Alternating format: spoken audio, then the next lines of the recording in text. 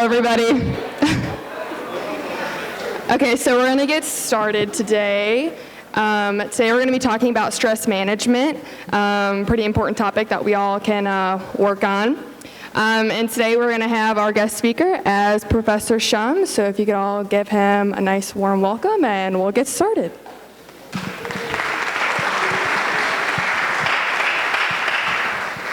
Okay, before I introduce the rest of my cohorts on stage, stress management. Who in here has felt a little bit of stress since the start of school? Okay, cool. All right, I'm going to have you guys all do something. So put your stuff down and stand up. I know.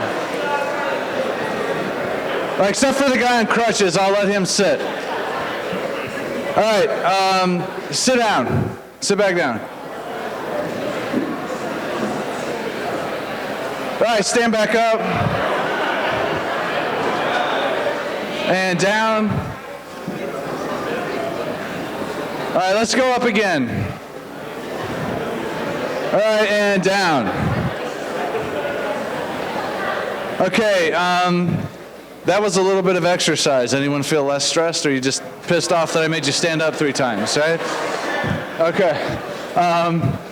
One other thing now, here's what I want you to do. Relax. Put one hand on your belly button. And I'll let everyone close their eyes for this so you don't feel stupid, right? Here's all I want you to do. Breathe in through your nose and push your belly out as you breathe in. In. Out. In. Out.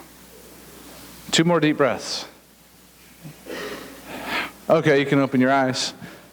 Those are just 2 examples of stress management techniques you can use. They actually work, right? By the way, if you felt yourself doing this when you breathe, you're too stressed. Relax. Breathe into your belly. It'll bring stress levels down. So, for stress management today, yeah, I'm talking some, but actually I've got Jen Braun, another professor in the Department of Kinesiology. What does kinesiology mean? It just means the study of human movement. So we do exercise and physical activity stuff. But we also have some of our students here today. They're working on health promotion things. So they're actually going to talk a little bit, and they helped us out with a lot of this. So I want to give them credit. We've got Cheyenne and Brock and Brady and Dom and Nate up here. So you're going to be hearing from them as well. So hopefully you get something out of this. And you will have a chance to ask questions at the end, so if something pops to mind, write it down if you need to. Okay, guys, so let's hear some statistics. 87% of college students reported feeling overwhelmed at some point in the academic year. So how many at this point have felt overwhelmed at some point in the academic year? Okay, there we go. 45% of college students said they experienced more than average stress, okay, more than average. And 30% of students in this survey said stress had negatively impacted their academic performance, okay? So we're going to talk a little bit about what stress is.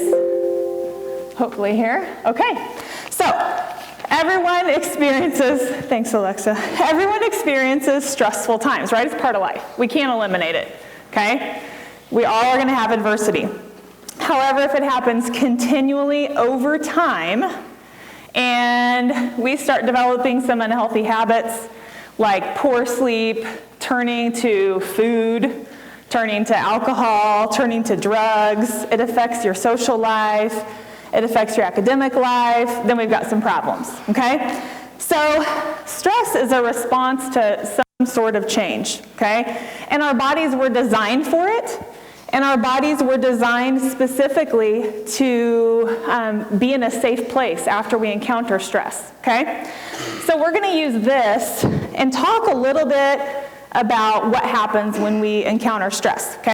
So let's say we're sitting here right now, and what if all of a sudden a tiger would just tear down the aisle and jump up onto the stage?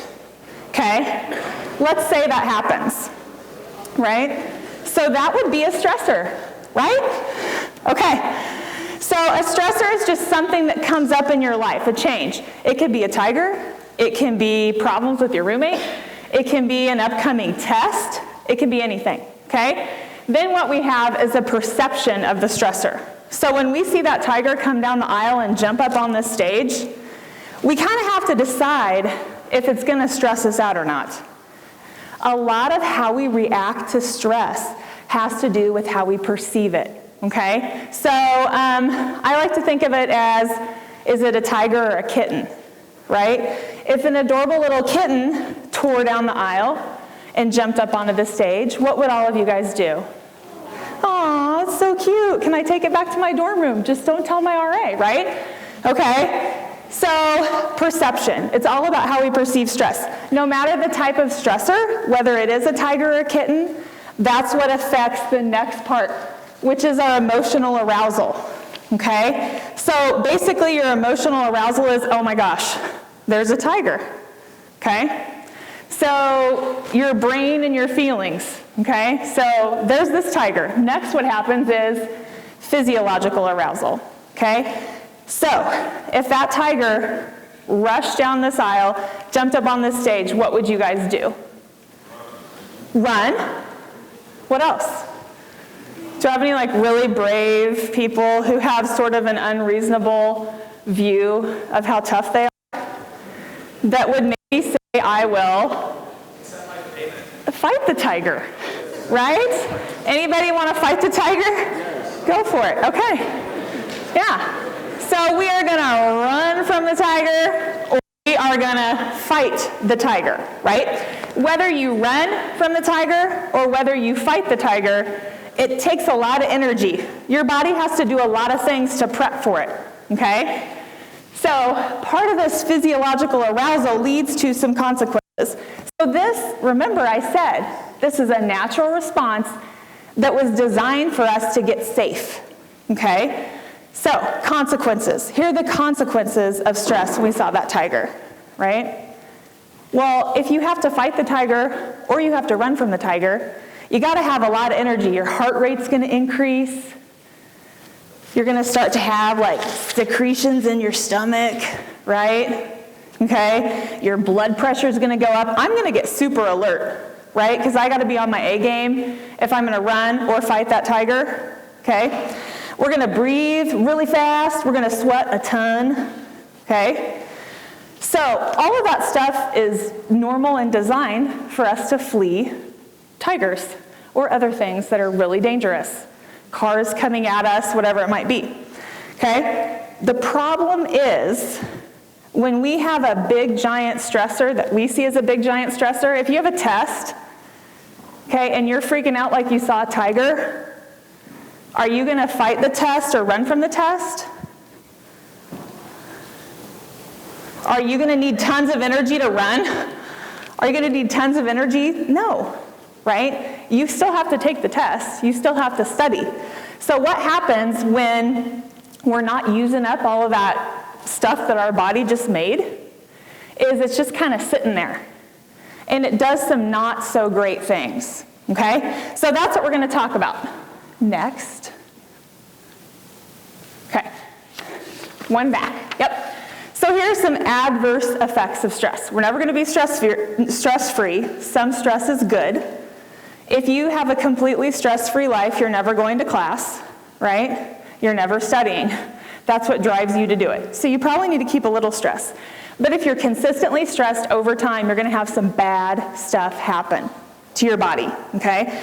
So it's all dependent upon how long you remain stressed or how often you get stressed, okay?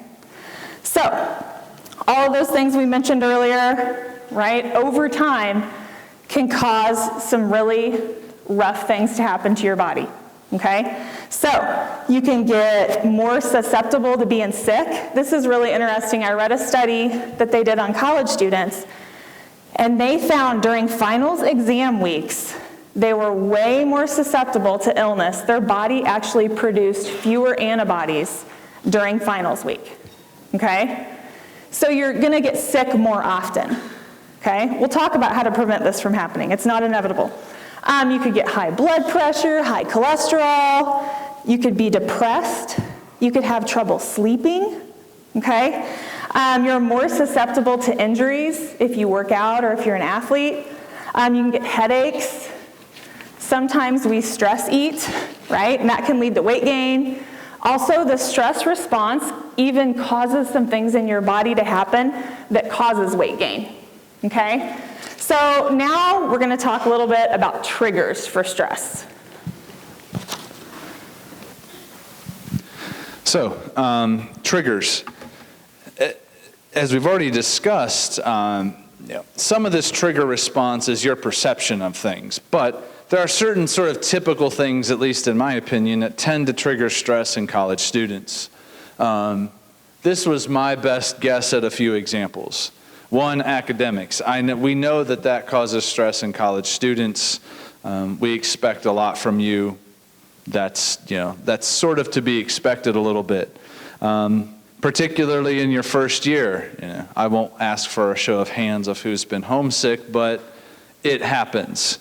It happens. It's a stressor. It may be the first time you've ever been away from home for any significant amount of time. First time you've really been independent. That's a stressor. It happens. Athletics, those of you who are athletes, there's a stress associated with that. Game day can be stressful. Dealing with new coaches and teammates can be stressful.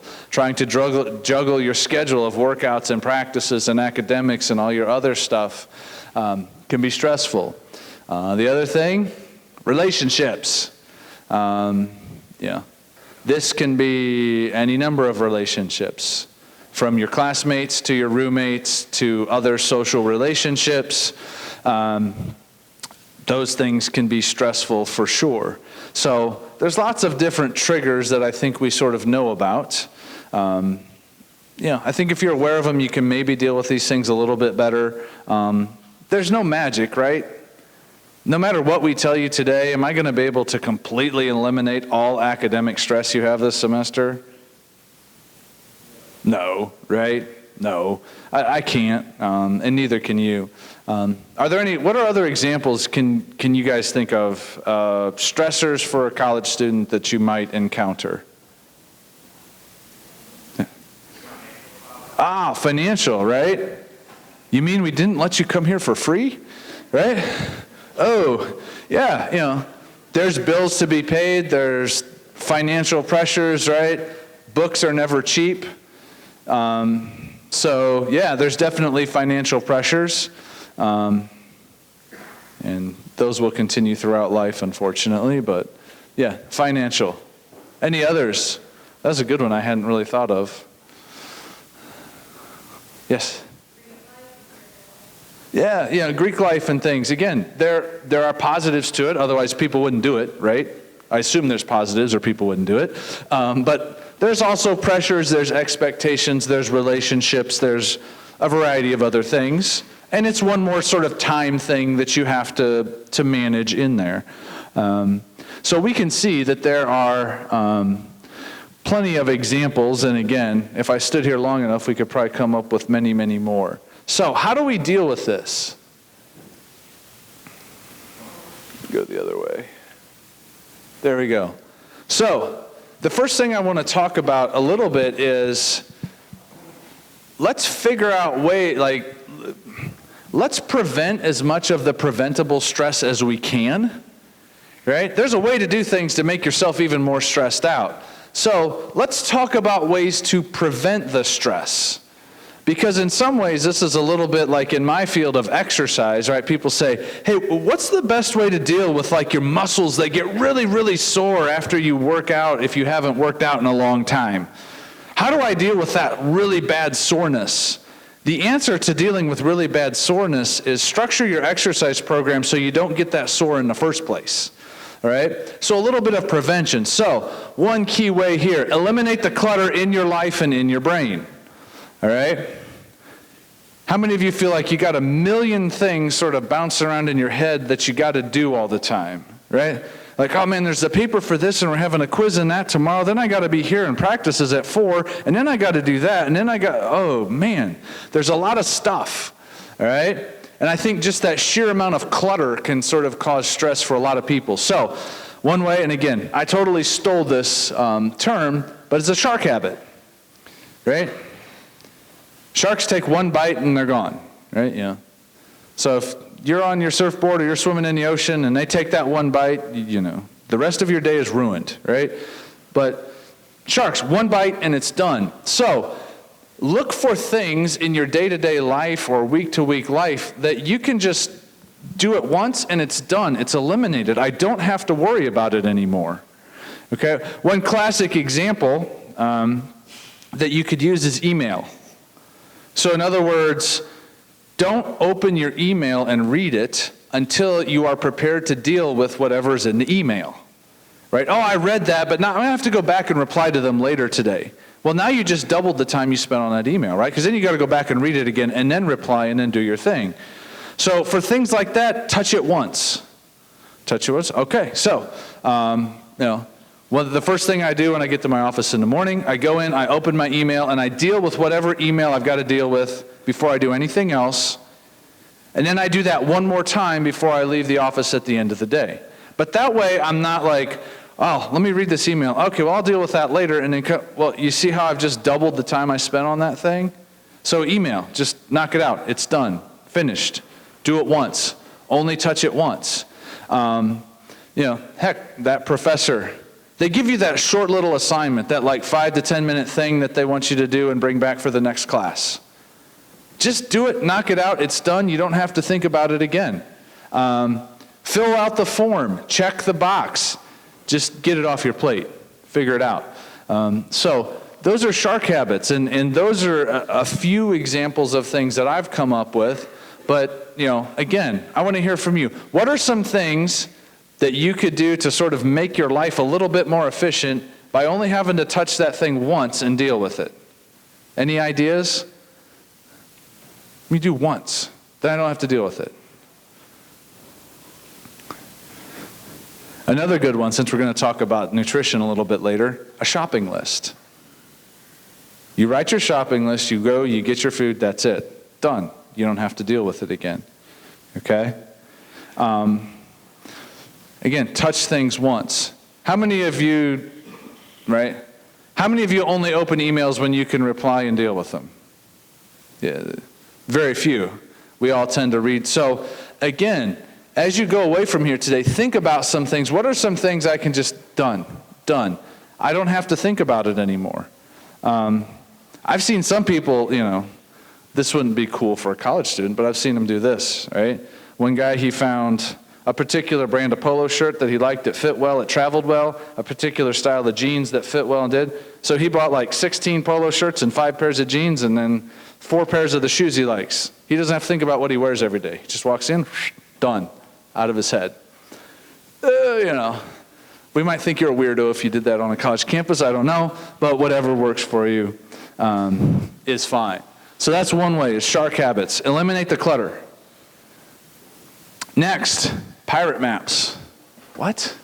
Pirate maps, right? Pirate maps are like one piece of paper with a few basic steps and you get the treasure, right? You don't have to flip through a 50-page atlas to find the treasure. It's one page. So this is 3 to 7 steps that move you toward whatever your goals are. Simple things. Do this, this, this, and this. Done. That's how I accomplish this thing. I think college professors in general, we are guilty of making things more complicated than they need to be sometimes, right? Well, if we really want to understand this, here are the 85 steps to, and you're just like, holy cow, can you just boil this down to the main 4 ideas here? But this is the idea of, what are some things you can do where you just say, okay, these are the steps I take, and that's it. It's a simple do this sort of instruction kind of thing. So it's, it takes a lot of you don't have to use a lot of brain power to figure this stuff out. You just have it, do this, and you're done. This is one I made up for academic success that These were basically the things that I did when I was a college student that led to academic success, okay? If I did these 4 things, chances are I was going to be pretty successful in most of my courses, right? Notice it doesn't say here, like, write the paper on Wednesday afternoon. It's not that specific. But my first one, show up and engage. I think some of these would work for a lot of you. By that means, 1, you actually have to show up in the room at the time that the class meets, every time the class meets. But merely showing up was not enough. I also tried to engage and actually think about what the professor was saying or teaching or doing the whole time, right? I wasn't daydreaming about what I was going to eat for lunch. I wasn't thinking about the issue with my roommate. I wasn't worried about what was going on later in the day. Well, why did I do that? Because the more I engaged my brain in class, the less time I had to study outside of class. Because it was like, well, hey, I'm going to be here for this hour or whatever the time is anyway, right? I'm stuck here. I got to be in class anyway. I might as well use this time so that when it comes later, I don't have to study quite as much outside of class, and I have more time to do stuff that I want to do outside of class. So show up and engage your brain. I always over-prepared for the first exam or assignment. What does that mean? Well, you have a new professor, and for you guys, they're all new professors, right? New professor. They can tell you, like, here's what I expect on an exam. But do you really know until you do the first one? Do you really know? No. Or here's the first assignment. Here's the first paper. They can give you the instructions, the rubric, the whole 9 yards, but do you really know? No. But what I did was I'm like, no, my goal is I want to make sure that I'm going to ace that first assignment. I'm going to ace that first test. So I went all out, really tried to kill it on that first thing. Then I could get a sense for, okay, when they say this, right, I could figure out what they really wanted. So in some cases, I was able to dial back that preparation for the next exam or the next assignment but what did I do? I didn't flunk the first assignment to figure out I needed to do better, right? I did well on the first assignment and dialed it backward. So that helped. I always worked a full day. And by that I mean I said, well, okay, if I had a job, I'd probably have to work till at least 5 o'clock. So I'm going to do schoolwork until 5 o'clock. Oh. So no, I wasn't taking naps in the middle of the day or watching Netflix or doing whatever people do in the middle of the day. I was doing school-related stuff when I wasn't in class. Why? Well, because then I could leave work at 5 o'clock. And there was many evenings I didn't have to spend a whole lot of time studying or doing assignments or other things. I had a lot more free time in the evenings. I could do what I wanted, not all the time. I still had to do some evening work, but I cut down on an awful lot of it because while half the campus was sleeping or watching TV in the middle of the day, I was just doing the work so that after dinner, I was free. And then finally, I went to bed and I got up. Okay? I went to bed and got up. So, yeah. My first 2 years, I went to a community college where I had 8 a.m. classes 5 days a week, and I had to drive 45 minutes to get there first. So, when a student says, I can't make it to class at 10, it's so early, I don't have a lot of compassion, all right? But I got up and I went to bed. I got up and I went to bed. We'll talk about sleep. That's a big deal. So again, this is just an example of something that a pirate map might contain, okay? The version of a pirate map I have right now, I have a little daily checklist grid next to my computer in my office. And it lists a few things.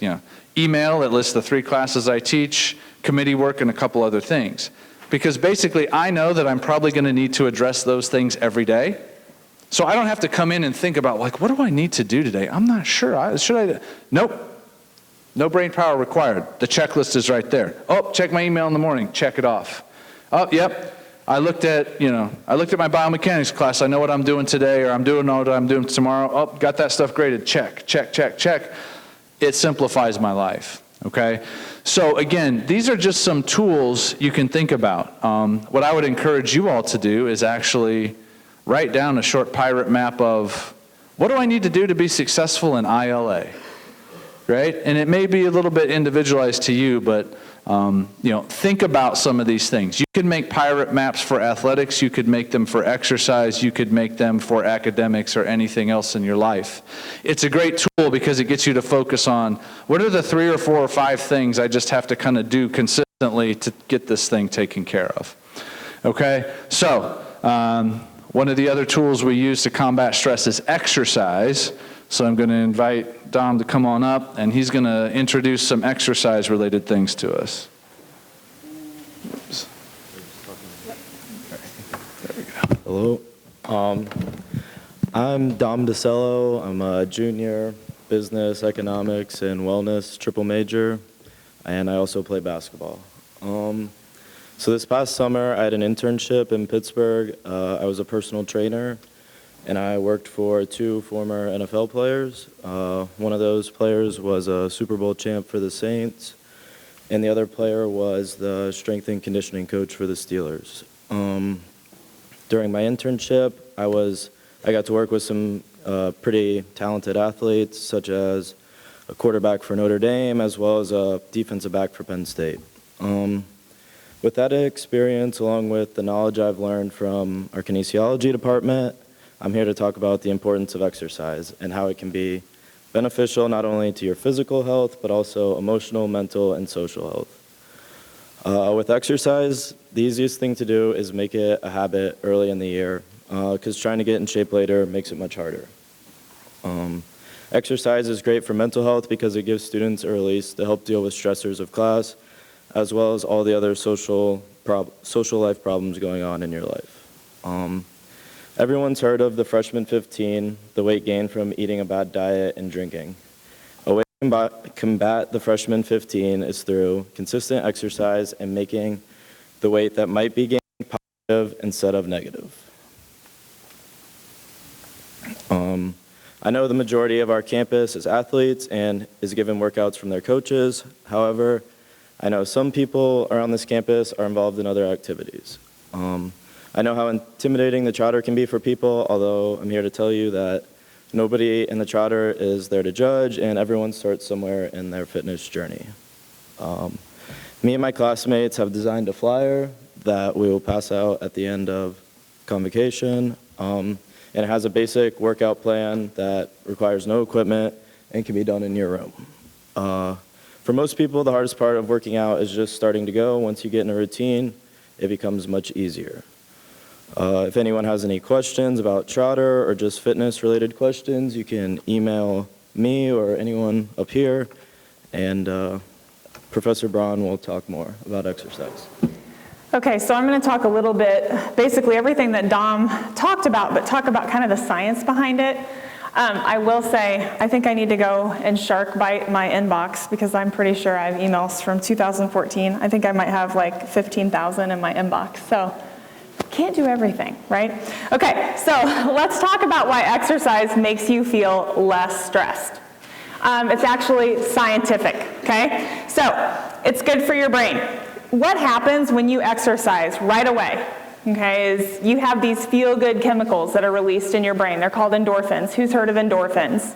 Okay, so they actually act on the same receptors that morphine does. Okay, it's pain relieving and it's a rush. Okay, so has anybody ever felt like the runner's high? When you're exercising, you're like, this is terrible. And then after, you're like, oh, I feel great. That's what kind of leads you back to exercising again. Okay, so there are some short-term things that just make you feel good and make you want to come back. Okay, so long-term exercise, if you create habits, like Dom said, and you exercise every day or 5 days a week, 4 days a week, just be consistent, your brain actually changes. Your neurons, your brain cells start talking better. You actually, it kind of helps cushion you against future depression and anxiety. It acts as a cushion. Okay, it creates more brain cells. Who doesn't need or want more brain cells, right? We all want them. Exercise actually creates brain cells. Okay, so it's also good for your body. Okay, so it's good for your brain, it's good for your body. Like Dom said, exercising keeps weight under control. A lot of times when we gain a little extra weight, we don't feel as good about ourselves. So it just helps contribute just to an overall self-esteem, okay? Also, remember all those kind of negative things we talked about with the stress response that build up and can be really dangerous for your body? Exercise helps cushion that physiological blow too, okay? So all that high blood pressure, increased heart rate, all that stuff, if you are fit, your body isn't going to react as greatly, okay? It's also good for your soul. So what I mean when I say that is, besides all of those feel-good chemicals, researchers studied some college students, and they actually found that they did have, people who exercised regularly had reduced stress, but one of the reasons, the contributing factor to that reduced stress was the socialization aspect of exercise, okay? So get a workout buddy. Working out with people, interacting with people, that makes you feel better too. So now Cheyenne is gonna talk a little bit about the practical part of this exercise stuff.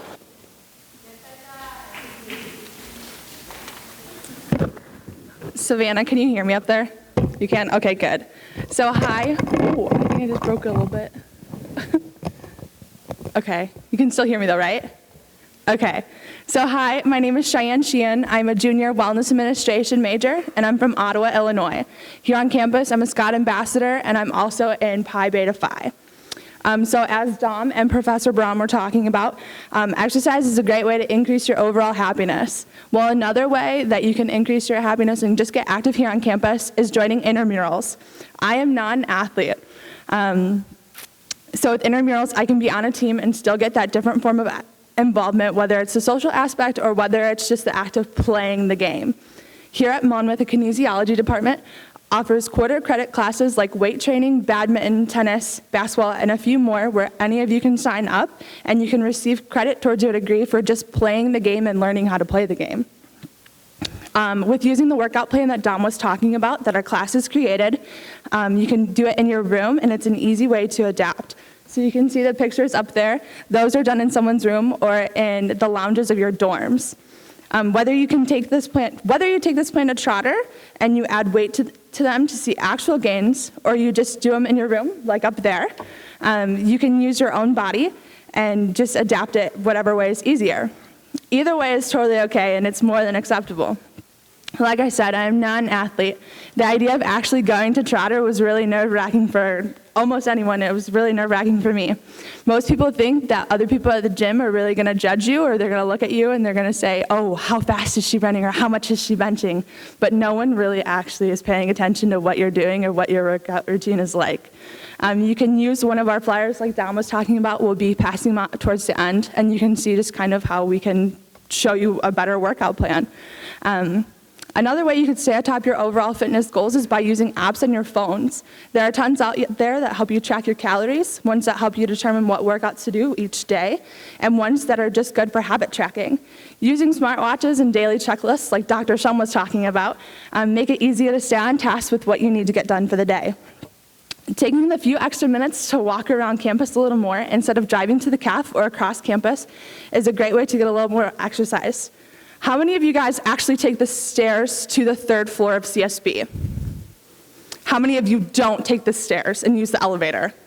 Yeah, if you use the stairs a little bit more, that's a good way to just get a little bit more exercise. There are many, like I said, there's many ways to just get involved here on campus, whether you come to Convocation and Dr. Schumm makes you do up-downs a bunch of times, or whether you're going to Trotter. It's an easy way to kind of get a little bit more active. Remember, exercise is a good way for your brain, for your body, and for your soul. Thanks.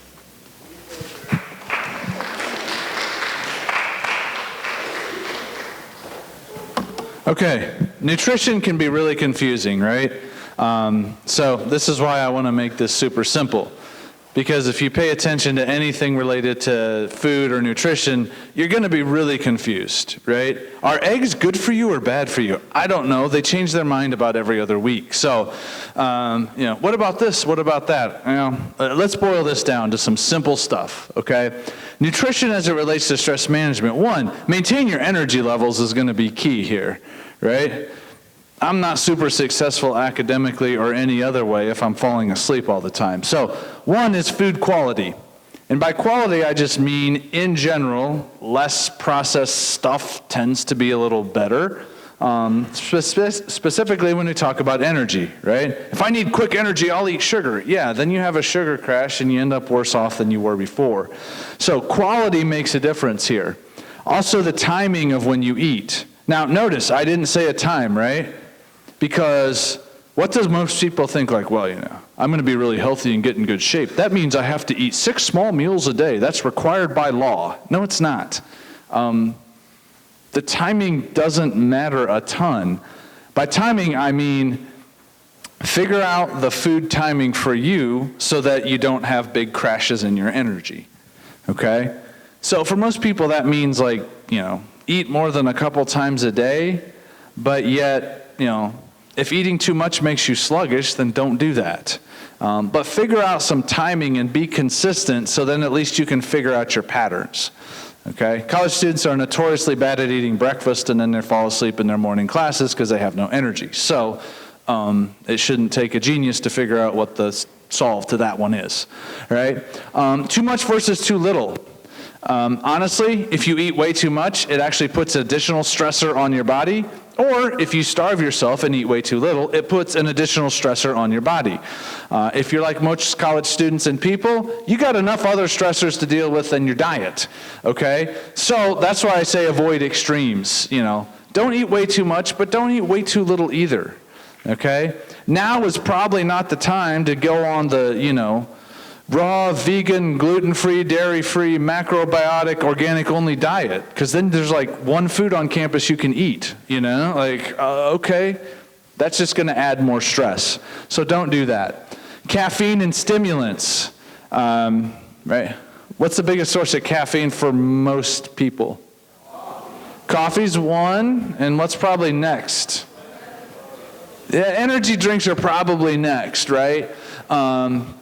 So, is caffeine bad for you?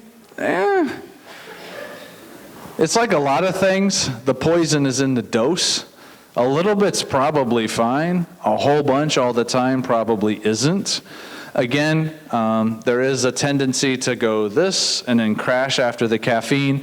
You also develop tolerance if you're chugging Red Bulls and Monster Energies all day, every day, right? Then you end up like those truckers who drink like a gallon of coffee and go to sleep 5 minutes later. It doesn't do anything. So if you're going to play the trump card of the caffeine, save it for when you really, really need it. Don't make it a daily habit. If you have to have it as a daily habit to even function ever, then you need to re-examine your daily habits and routines. And then also remember, in general with nutrition, right now your body is made up of all the stuff you've eaten over the last 6 months or so. So, what are you made of, right? I'm made of Doritos and Mountain Dew, I think, right? So, generally, put better quality stuff in, and you tend to build a more resilient, better body overall, all right? So, these are principles for nutrition that you can take anywhere. And I like them because they're principles. It's not like a, eat broccoli for lunch every day type of thing. Well, what if there's no broccoli? Well, I don't know then. You're hosed, right? No, these are principles. So 1, avoid extreme diets. Don't eat any carbs. No, that's an extreme. Well, don't eat any fat. No, that's an extreme diet. Well, don't eat any calories. Well, that's an extreme diet. Avoid the extremes. Moderation, okay? Less processed is generally better. Now, again, most of us don't live in the middle of a garden where we're going to get 100% of our food. So we can't go totally unprocessed, but generally less processed is better, okay? Carbohydrates that come in a box are generally not as good for you. Don't drink your calories, okay? Why? Well, because they add up quickly, especially if you're fighting weight gain, okay? Water is good for you, all right? Here's the problem. I can drink that giant Coke, and I'm still going to eat as much as I would normally eat for lunch anyway, because it doesn't fill me up. I could drink the same amount of water, get the fluid, save myself some calories. And then, of course, alcohol, which most of you are too young to drink, and you've never tasted that stuff. But whatever, it has a lot of calories too, so beware. Eat colorful vegetables. right? French fries aren't colorful. Potato chips are not colorful, right? Eat colorful vegetables. They have lots of good stuff for you that helps you fight the stress response. Also, my personal advice, avoid late night snacking. If you must late night snack, then do a little bit of planning so your late night snack option is not pizza or Taco Bell. Late night snacking's not always necessary, right? You also have to ask yourself, am I snacking out of true hunger or am I snacking out of boredom? So these are things to think about. Next, I'm going to have Brock come up. He took some pictures of some different healthier options around campus that he's going to show you and talk to you about.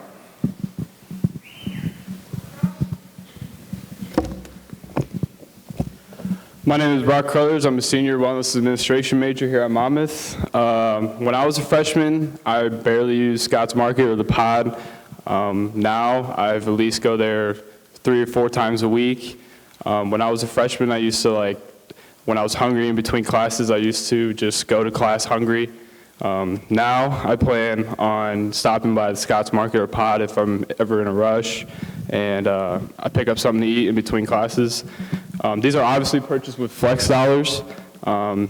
You pay for this. You guys should take advantage of this. Use up all your flex dollars. My freshman year, I barely used any.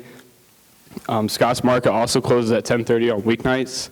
You guys may know that the CAP closes at 7. So if you guys ever have if you guys are ever hungry late at night, you can always run to Scott's Market and grab something to eat instead of ordering out. Which brings me to my next point. Food for your dorm room. Obviously, junk food at night is bad for you. Studies shown that junk food at night decreases your mood the next day, and more likely to store fat and calories, because obviously you're sleeping, you're not burning any of those calories off. You can avoid ordering late night food by having healthy snack options in your room. You guys could stock up on snack options in Scott's Market, or if you have a car, you can drive to County Market and buy a bunch of healthy snacks so you can have in your room instead of ordering Taco Bell or pizza, even though I love Alfano's. I used to buy that 3-4 times a week when I was a freshman. And to my next point about water stations, they give you a water purifier in the basement of Stockdale. I had no idea about it until about my end of my sophomore, junior year. This is nice because you can refill your water bottles up. And also there's water purifier stations in most dorm rooms and buildings as well. You can refill these water bottles. This is nice because you don't have to go to the store, buy a case of water. You can just continue to refill your water bottles, and it also saves plastic as well. Those are some ways to stay healthy throughout the school year here at college. And now Brady Boyd is going to talk about another way of combating stress.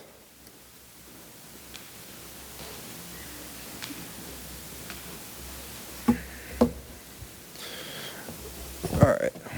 So I'm Brady Boyd. I am a senior wellness administration major, and I'm also a football player. So as Professor Schumm said earlier, sleep is a big deal when it comes to managing stress. And at the beginning of my freshman year, I did not take that very seriously. I had a terrible time sleeping, whether it was staying up with friends, hanging out with teammates. I mean, on average, freshman year, I probably went to bed at 1 or 2 a.m. every night. Yeah, it was pretty bad. So in doing that, not only was I tired all day, I wasn't in a good mood. I wasn't present in class or doing activities like sports or hanging out with my friends. I was there, but I wasn't involved. I didn't want to be there. So that was just one of the things that kind of messed with me at the beginning of my freshman year. It kind of made a hard transition. And it also, I feel like it kind of made me homesick because I kind of got used to that feeling and not being home, and it kind of messed with me. So one thing I tried to do was I tried taking what's called melatonin. It's like a sleep supplement that I know it's decently popular among college students, at least the football team. So I took that, and I didn't like how it made me feel in the morning. Still kind of groggy, tired, not in a great mood. So one thing that I that helped me in my youth was I sleep really well during like thunderstorms. So what I did was I looked up like a 2-hour-long thunderstorm video on like YouTube, and next thing I know, after doing that for a week or two, I'm sleeping great and I'm feeling a lot better. So what these two pictures up on the slide is two apps that I'd found on either the App Store or the Google Play Store, I think is the Android one. And the top is called, it was Sleep Plus Plus. And what it does is it hooks up to your Apple Watch and it's able to track your sleep and throughout the night. And the second one below is called Calm, and it's basically kind of like what I said with the video. It gets kind of along the same lines. It gives you like meditative sounds to go to sleep to. So the biggest thing that I learned throughout my experience with having trouble sleeping is consistency.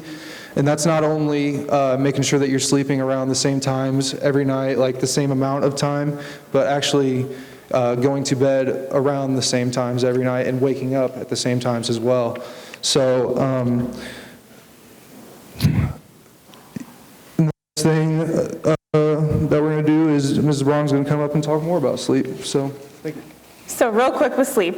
Obviously, when you're more stressed, the less sleep you're going to get. You need about 7 to 9 hours of sleep. Okay? If you consistently do not get that, you're at risk for a weakened immune system, decreased attention and focus, can lead to academic problems, and weight gain.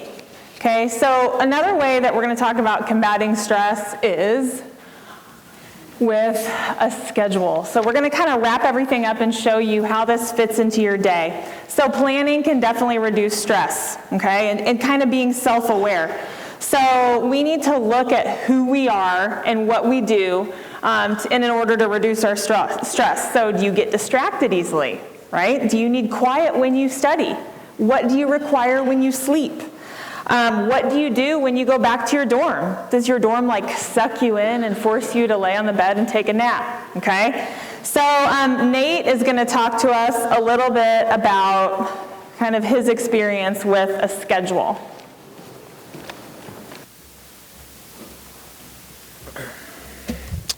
Hi, I'm Nathan Willick. I'm a junior wellness administration major, and I'm also on the baseball team.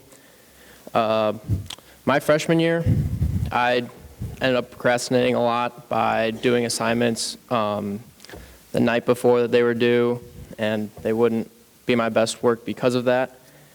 And it would definitely stress me out all the time. So then what I started doing was I started to plan out my day more to become more productive.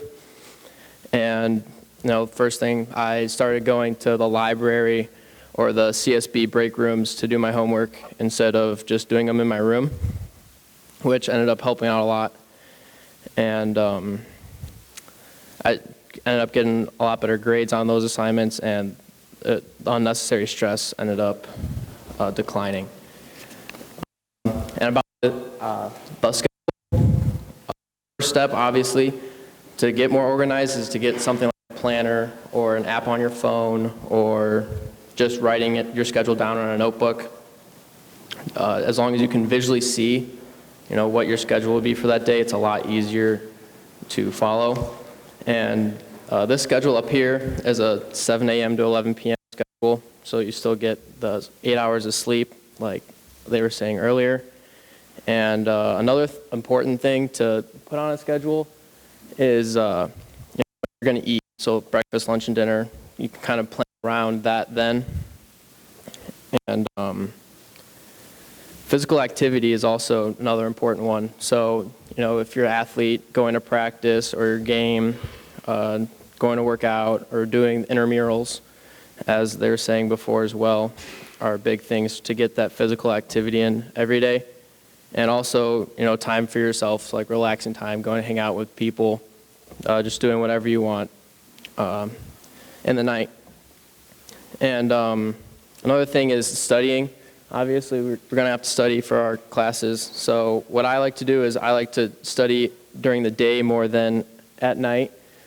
So I usually try to find, an hour or so in between classes and take advantage of that time instead of wasting it.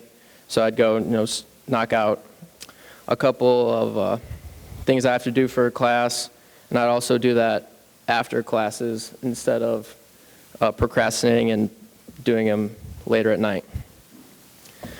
So I hope this helps you guys create a schedule that goes around your day. Thanks.